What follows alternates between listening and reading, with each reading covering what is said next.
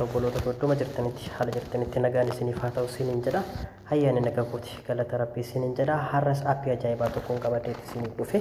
Aappii kanarraa akka fayyadamtanii abdiin qaba. Akkasumas warroonni beektanis laayik gochuu hin dagatina. Warroonni hin beekne irraatiin baradhaa itti fayyadamaa isiniin jedha obboloota koo. Aappichis aappii baay'ee bareedaadha. Aappiin kun maalidha jechuun kee hin oolu. Aappiin kun faayidaan isaa waayifaa fayyadamtu akkamitti paaspoortii isaa beektee waayifaa namni si xalafe yookiin si hidhe san paaspoortii yookiin koodii isaa beektee feetu bilbila biraarratti ofii keetii akka dura namtichi sun si hidheetti itti fayyadamuu akka dandeettuuf si gargaara jechaadha. Koodii waayifaa kamiyyuu cabsitee seenuudhaa si gargaara jechaadha. Namni dhoksee waayifaa si hidha waan ta'eef ati garuu haala gabaabaatti waayifaa abbaa fedhee seenuu ni dandeetta. Kanaafuu maal fayyadamtee seenta ootti aappii kana fayyadamtee seenta. Aappiin kun waayifaa abbaa fedhee seena jechaadha. Aappii kana fayyadamtee koodii waayifaa sanii erga beekteen booda feetu hiriyaa keetii si bukkee yookiin si ollaa jiranii dabarsuu dandeetta. Akkasumas mana tokko keessa galtanii walii fayyu yookiin tola walii hidhuu dandeettu jechaadha. Kanaafuu baay'een keessanitti rakkattanii waayifaa oduu bira jirtanuu koodii yookiin paaspoortii waayifaa sanii dhabuudhaan itti dhiisuu dandeettu jechaadha. Kanaafuu anarraa aappii kana qabadheetti isiniif dhufe. Aappii kana akkamitti waayifaa sanirraa koodii argannaa jechuu dandeessan. Kanaafuu mina wajjin turaa isiniin jedha. Aappiin kun eessaa argama oottanii duraan dursitee aappiin kun piileestooran keessanirraa argama. Gara biraatii hin argamu. Gubbaa kanatti ni barreessitanii. Kun akkuma argaa jirtan kana aappichi isa kana jechaadha. Aappii kana jechaadha. Utuu hin dogongorre qubee akkanaa barreessuudhaan edit gootanii gadi buufachuu dandeettu. Aappii hedduutu jira garuu laga kanarra garuu aappiin filatamaa isa kanadha waan ta'eef aappii kana suutuma jettanii buufattanii itti fayyadamtu isiniin jedha. Hayyee amma mee wajjin gara waayifaa akkamitti irraa baasne jecha deemna. Gubbaa kana irraa waayifaa keessan gadi haxooftanii akkuma argaa jirtan kana waayifaa kiyya kana gadiin qabagsee takkaaf quba kiyyaran tursiisa. Ergan tursiisee garanatti nageessaa jechaadha. Erga garanatti nageessee kunoo iddoo kana konneekti ka jedhu kana ni argitu jedheeti jedha. Qajeelootti na hordofaa obboloota koo. Iddoo kana akkuma argaa jirtan kana waayifaa anaanaa dalagaa jira. Ani waayifaa kana paaspoortii isaa yookiin qulfii isaa hin beeku. Nama xalafuu hin danda'u jechaadha. Yoo fedhe ofiiyyuu xalafachuu hin danda'u. Kumaan paaspoortii isaa hin beekne. Kanaafuu maal gochuu qaba? Iddoo isa dhumaa kanarratti yookiin qubaa irra oofaa jiru kanatti gadi rukuttu gisee takkaaf.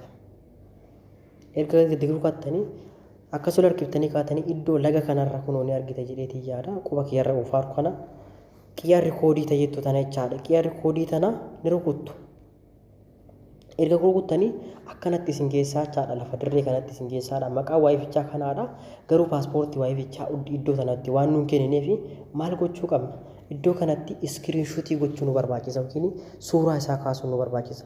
Hayyee hojjumaan suuraa isaa kaasna.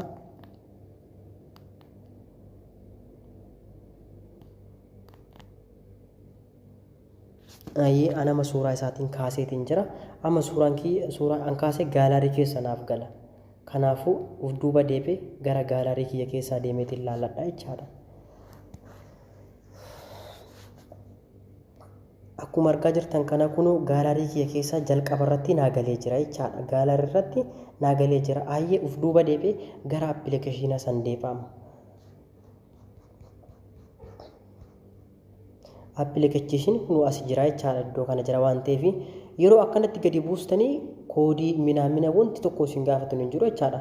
Qajeeluma irratti gadi rukuttanii erga suuraa kaafatanii kaatanii booda aappiin kun yoo gadi buustanii akkanuma bilbila irra bu'aa walaa koodii walaa mina hin barbaachisu jechaadha. Gadi buusuu qofa si barbaachisa. Kanaaf amma qajeelottan keessa seena na wajjin keessa seentu jechaadha. Gadi rukuttanii akkanatti isin geessaa jechaadha. Yeroo inni akkanatti isin geesse bakka inni suuraa soqataa jira waan ta'eef isin suuraa isaa qabdanii gaalaarii irraa qabdan jechaadha. Iddoo kanatti suuraa isin geessa yoo bilbila lamaa warra keettanis ni argattu. Garuu suuraa kaasuuf dhiqoo irra salphata jedheetii yaada. Iddoo kana gurgee iddoo gaalaarii nama seensu kana ni tuttu. Akkanatti gara gaalaarii na erga. Gaalaarii keessa inni seenaa jechaadha. Ergan seenee suuraan an kaafadhee isa jira. Kun akkuma argaa jirtan kana gubbaa kana jalqaba irratti naa jira jechaadha. Kareef suuraa kaase kun. Kanaafuu maal godhe suura irratti hin garrukutu.